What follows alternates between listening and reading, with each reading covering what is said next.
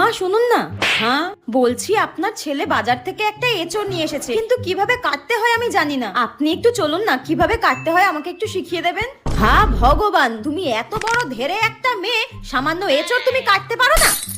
তা কি জন্য তোমার বাবা মা সাত তাড়াতাড়ি তোমার বিয়ে দিয়ে দিয়েছে? হ্যাঁ, একটা কাজ শিখতে পারোনি? আমার মেয়েকে আমি সবকিছু শিখিয়ে পড়িয়ে তারপর শ্বশুর বাড়িতে পাঠিয়েছি, যাতে শ্বশুর বাড়ির লোকজন আমাকে কোনো কথা শোনাতে না পারে। আর তুমি কি শিখেছো? হ্যাঁ ঠিক আছে মা, যাচ্ছি। হ্যাঁ ওই দেখো, বলতে না বলতে আমার মেয়ে ফোন করেছে। সব কাজ বাজ সেরে তারপর আমাকে ফোন করে। তোমার মতো নাকি মিনিটে মিনিটে বাপের বাড়িতে শুধু ফোন করা?